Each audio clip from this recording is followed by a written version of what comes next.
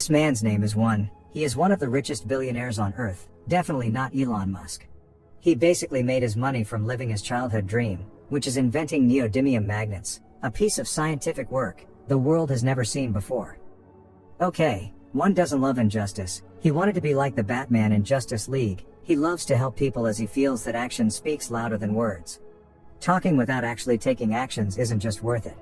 So with the privilege of being a billionaire, One decides to fake his own death and form an anonymous group which was just like the Avengers but without superpowers.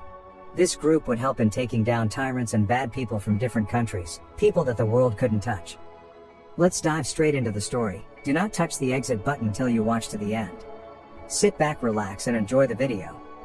Popularly known as Ryan Reynolds, and anonymously known as One in this American vigilante action thriller called 6 Underground. He recruits a team of 5 people including him. He gives them a numbered nickname. Just like him, these people have no past and are considered dead. So that means they faked their own death and decided to work as ghosts. After they had gone to interrogate the lawyer of a tyrant in Florence, Italy. They are being pursued by gunmen with heavy gun power. 2, who is a spy, had being shot through a window while she was trying to escape, and 5, who is actually a doctor, can be seen trying to operate on 2's gun wound, while the crew were in a hot car chase. Meanwhile, 6 is a very skillful driver. He evades the gunman, leading to a lot of car accidents. While they are being pursued by a motorcyclist, 2 decides to step up for the crew by firing at the rider while she was still injured. As the chase becomes so intense, 1 requested that 4 help out. 4, another member of the vigilante crew, is a Skywalker who is basically good at running past buildings. He helped in taking out some gunmen in the most tragic way. 1, who had scooped out the eyes of the lawyer, then uses his eyeballs to unlock the transmission between their number 1 target, Rovich, and his 4 generals. Number 3, who is a hitman, then helped out 4 in taking down the remaining gunmen, but in the process 6, the fast and furious driver, got killed in the most brutal way. This made the team devastated. They wrapped up his body. In an emotional moment, they tossed him into the ocean. Nobody knew nothing about 6, as close relationships with each members was forbidden. It was worse till the extent that they didn't even know each other's name.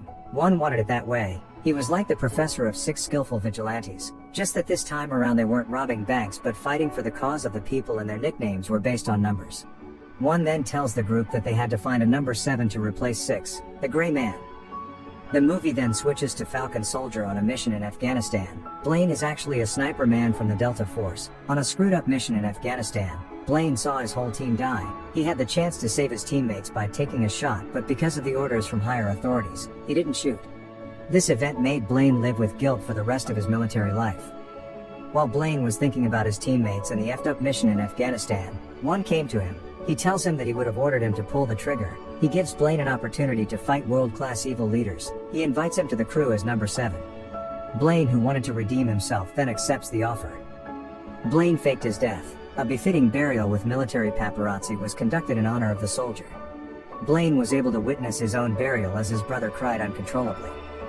1 introduces 7 to the team. He briefs him on the vision of the crew, saying their objective is to take down world leaders who are bad.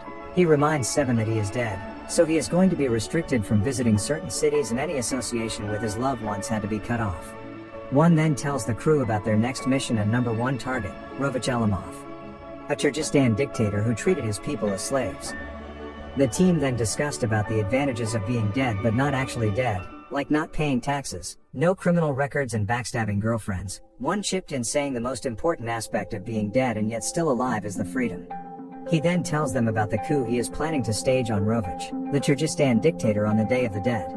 He tells them that they had to take out his 4 generals, which will mess up his day, because they are the most powerful people close to him. Then they have to free Rovich's democracy-loving brother who is held hostage. Then finally hit Rovich and bring back peace to the country. It wasn't going to be an easy mission. But with the help of 1's neodymium micromagnets invention, they could probably pull through. Blaine then inquires to know more about Rovich's story, so the movie takes us back to when it all started in Kyrgyzstan. People were fleeing the country because of Rovich's military rule. Rovich is so cruel to his people he takes down anyone who tried to rebel against him. 1, who was still a philanthropist at that time, paid a visit to the Kyrgyzstan border to carry out his good works on the injured and sick citizens. But he was just doing it for the papers and not actually from his heart. Just as he is trying to donate for the cause of the Kyrgyzstan people, Rovich launched an airstrike on the border, taking down so many people, young and old. As one watched so many defenseless people die that day, he decided to have a change of heart and actually put his good works into action. He decided to be a good Jeffrey Dahmer and form the anonymous vigilante group that will take down this tyrant leaders once and for all. It is believed that Rovich's philosophy is to use his power to communicate resolve and inspire fear to his enemies. One meets up with Rovich after a stage drama relating to tyrants. He tells him that no matter how a tyrant acts, justice was going to be served as demonstrated in the opera they had just seen. Rovich tells him that heroes always win in operas and drama, but it doesn't work that way in real life. One hooks up with a girl he met at the opera and suddenly developed an emotional connection with her. Had sex with her and then ghosted. The movie then switches to the present day. Number 4 reveals to 7 on how Murat, Rovich's brother, was imprisoned. He tells 7 that number 2 was actually working for Rovich before she was recruited. She had actually ambushed Murat while he was trying to escape. She captured him and then imprisoned him. So part of their mission is to rescue Murat from prison, although he isn't a saint, but he is still manageable. Back to the present day, the most feared dictator, Rovich then ordered his 4 generals to go over to Las Vegas, where they will meet up with Victor the arms dealer. He tells them to have fun and get drunk after they had completed the mission. One then informs the team that they will be going over to Las Vegas to take down the 4 generals. He tells them that they had to be careful because Las Vegas has more facial recognition software than anywhere in the world. So they needed to choose their disguises wisely. Be subtle and blend in. At Vegas, after the generals had concluded the arms business with Victor, they decided to have fun in a hotel, party with girls and get wasted. Well, they were actually wasted, but in a bad way. Number 2 and 3 had the worst disguise as they dressed as tennis players in one of the biggest events building in Vegas. They go over to the room the generals had lodged. They shot one of them who came to peek through the door after he heard a knock. They shot the remaining 2 in the most unexpected way ever. Then proceeded to the other room where the general who knew about the location of Murat was having sex with one of the girls. They held him at gunpoint and then demanded for the location of Murat. After he had revealed the location, he was shot in the head and died while he was still inside a woman. A pleasurable death. One then criticized their disguises, saying they dressed like clowns, overlooking his own Vegas biker costume. After the bloody event, 2 and 3 then stirred up an emotional connection as they had sex together. The next morning, 3 tells 2 that he had to go somewhere and needed to speak to somebody. He went over to a hospital to see his mom, who is suffering from loss of memory. He tells her about the mission and how he was going to take out bad guys, so he can erase his bad past and write a new one, but his mother wasn't pleased with him as she tagged him a murderer for what he did in the past. 3, originally known as Hobby, once worked for a mafia guy named Diego. At one mission he killed a little girl's father and suddenly developed guilt towards his actions, which made him stop working for Diego. Later that night, as he was about leaving, 1 sneaked up on him like Bruce Wayne would do to offenders in Gotham. He puts a gun to his head and warns him that he isn't supposed to relate with anyone or have anything to do with him. He tells him that they had sacrificed everything for this mission, so he has to respect it. At Turkestan, a furious Rovich then addressed his men on the killing of his generals. Since he had to replace the generals, he called out 4 other people who were next in line, but then throws them off the building, saying it wouldn't be wise to trust those who stood the most to benefit from the death of the generals. So he appointed new people as generals. Meanwhile, as the team prepares to fly to Hong Kong so they can rescue Murat, 4 narrated to the crew on how he was recruited by 1 during a failed mission. It was revealed that 1 doesn't like the word family, so if you are ever stuck up on a mission, he won't come back for you. In the next scene, Rovich travels to visit his brother in Hong Kong. He asks him if he knows anything about the attack on his generals, but Murat claims not to know anything. Rovich then tells Murat that this attacks on his generals will only increase the intensity of his strikes. He tells Rovich that he would be going back to Turkestan and he had given to Kik, a muscular bodyguard, strict orders to harm Murat if anything happens to him. 1 briefs the team on the mission. It is going to be a penthouse extraction as they are going to rescue Murat from his prison. They were going to use the cranes as the sniper's nest for 7 and then a crossover to escape from the penthouse. On the day of the mission, 2 and 3 arrived in a Ferrari with masks on, while 4 used a zipline to cross over to the penthouse. 7 secured his position on the crane, while 5 waits outside of the building for the getaway plan. As 2 and 3 got inside the building, they released laughing gas in the air as they took down security guards. While on the mission, 3 then began flirting with 2. It is then revealed that he had lost one of his mask seals, so the laughing gas affected him. He was almost killed by 7 for picking an enemy gun, but he was lucky that his mask is actually bulletproof. 4 takes down the men safeguarding Murat as he proceeds to rescue him. On their way out they were faced with so many men, which wasn't supposed to happen according to the plan.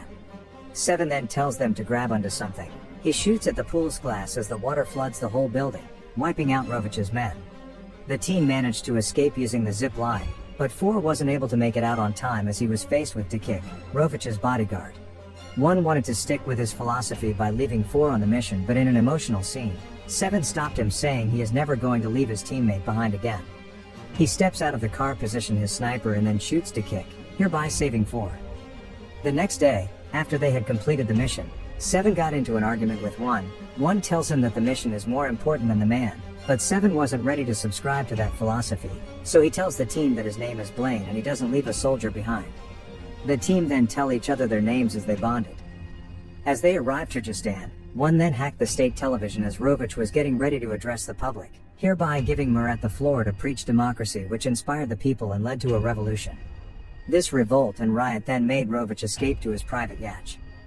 The team then arrived at the private yacht. They set up their positions as 2 and 3 fights off Rovich armed men. 1 activates his magnetic invention, which took out majority of the guards. The ghost team then attacked Rovich's men with the help of 1's invention. They proceeded to find Rovich, but in the process the yacht began to sink because of an explosion that occurred. 4, who was at the upper deck, had no chance of escaping because he was surrounded by Rovich's men. They had to pursue Rovich, who was trying to escape or risk the mission by saving 4. It became a titanic situation, but 1 had a change of heart and proceeded to save 4. Rovich escaped the sinking yacht using a boat. As he transferred to an helicopter, he discovers that it was being piloted by Murat and the ghost team. Rovich begs his brother for mercy, but he tells him that it was too late as his sins had caught up with him. Rovich then asked to die with dignity, but they dropped him off in a Kyrgyzstan refugee camp, where angry citizens rushed him and then beats him to death. After the death of Rovich, Murat was made the new president. While 2 and 3 sparked a relationship, he takes 2 to go see his mother, as she embraced him tightly. 4 and 5 spent their time together climbing mountains, while 1 and 7 travels to New York City. 1 sees the woman who he had shared an emotional connection with before he started the vigilante group. He watches her from a distance as she goes over to meet her son, which could possibly be 1's son.